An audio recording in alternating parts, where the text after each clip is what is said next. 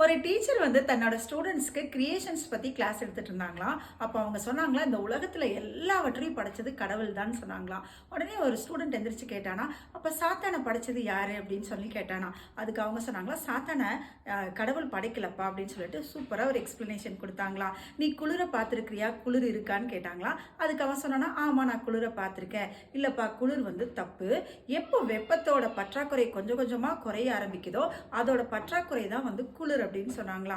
அதுக்கப்புறம் சொன்னாங்களா, நீ வந்து இருளை பார்த்துருக்கியா அப்படின்னு சொல்லும்போது, ஆமா நான் இருளை பார்த்துருக்கேன். இருள்னு ஒன்று இருக்கா அப்படிங்கும்போது அந்த டீச்சர் சொன்னாங்களா, இருள் அப்படிங்கிறது ஒன்று கிடையாது.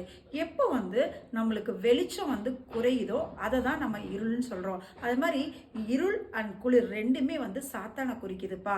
எப்போ நம்ம ஆண்டவரோட அன்பு, பக்தி, விசுவாசம், நம்பிக்கை குறைய ஆரம்பிக்கும் போதோ அப்போ பிசாஸ் வந்து நம்மளை ஆளுகை செய்வான். நம்ம தவறான பாதையில் நம்மளை நடத்துறது தான் வந்து பிசாசு அப்படின்னு சொன்னாங்களாம். அவங்களுக்கு ரொம்ப ஈஸியாக புரிஞ்சுதான். இதனால தான் பைபிளில் அழகாக சொல்கிறாங்க, நீங்கள் தெளிந்த புத்தி உள்ளவர்களாக இருங்கள். ஏன்னா நம்மளுடைய எதிராளியாகிய பிசாசு எவனை விழுங்கலாமோ என்று சிங்கத்தை போல கெர்ச்சித்து இந்த ஊர் ஃபுல்லாக சுற்றிட்டு இருக்கானா. அதனால நம்ம பாவத்தில் விழ வைக்கிறவன் தான் பிசாசு. அப்போ இருள்னு ஒன்று இல்லை.